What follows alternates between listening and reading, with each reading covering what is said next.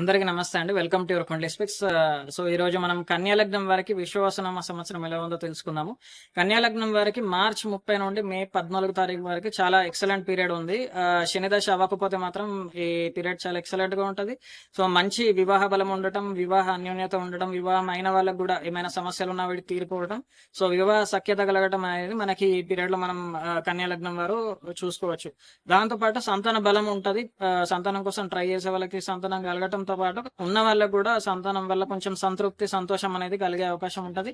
And ఈ period బాగుంది కాబట్టి మనకి కన్యా లగ్నం వల్ల దీన్ని యూజ్ చేసుకోవాల్సి ఉంటది.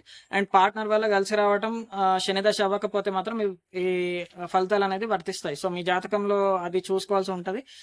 సేవింగ్స్ చేసుకునేందుకు కూడా చాలా మంచి పీరియడ్. మనకి ఇన్వెస్ట్మెంట్స్ ఏదైనా చేయటం కానీ వీటికి చాలా మంచి పీరియడ్. సో ఇది ఈ పీరియడ్ తర్వాత మనకు వచ్చేది మే 13 నుంచి అక్టోబర్ 18, డిసెంబర్ 5 నుంచి నెక్స్ట్ ఉగాది. సో ఈ పీరియడ్ అనేది కొంచెం మనకు అనుకూలత తగ్గి మిక్స్డ్ రిజల్ట్స్ వచ్చే అవకాశం ఉంటుంది. ఎందుకంటే అక్కడ గురువు శని నుంచి వేరుపడుతున్నాడు. గురువు యొక్క కొంచెం ఇష్యూస్ అనేది వచ్చే అవకాశం ఉంటుంది. ఎక్కడ అంటే మనకి ధనస్థానాలు కొంచెం ఇంపాక్ట్ అవుతాయి. సో మనకి ఇన్కమ్ రాబడి తగ్గటం కానీ ఇలాంటివి సమస్యలు వచ్చే అవకాశం ఉంటుంది.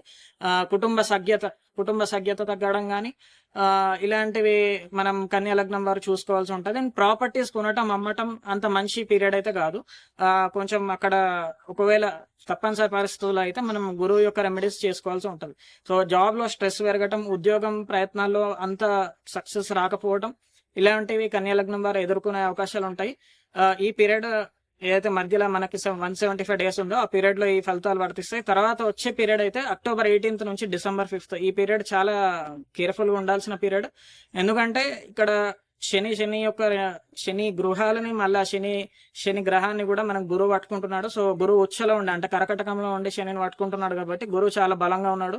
సో ఈ 48 డేస్ పీరియడ్ మాత్రం చాలా జాగ్రత్తగా ఉండాలి. ఖచ్చితంగా గురువు రెమెడీస్ చేసుకోవాలి. ఒకవేళ మీ ప్రజెంట్ రన్నింగ్ దశ కూడా అంత అనుకూలమైన దశ కాకపోతే మాత్రం రెమెడీస్ ఖచ్చితంగా చేసుకోవాలి. ఎందుకంటే అటు గోచారంలో జాతకంలో రెండు సైడ్ లో కూడా ఇబ్బందులు వస్తూ ఉంటాయి.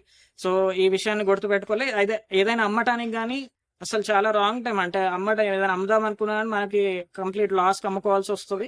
అండ్ స్టాక్ మార్కెట్ లో కూడా నష్టాలు రావటం, ఎల్డర్ సిబ్లింగ్స్ వల్ల మన ఇష్యూస్ రావటం, లేకపోతే వాళ్ళకి మనం సపోర్ట్ చేయాల్సి రావటం, ఇలాంటి అవకాశాలు ఉంటాయి.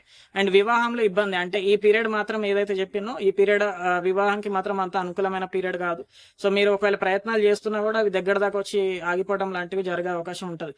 సో ఇది కన్యా లగ్నం వారు చూసుకోవాలి. అండ్ గురుదశ అయిపోతే ఓకే, గురుదశ అయిపోతే నో ప్రాబ్లం, అవ్వకపోతే మాత్రం గురు రెమెడీస్ చేసుకోవాల్సి ఉంటుంది. ఈ విషయాన్ని కన్యా లగ్నం వారు గమనిస్తారని ఆశిస్తూ నమస్తే.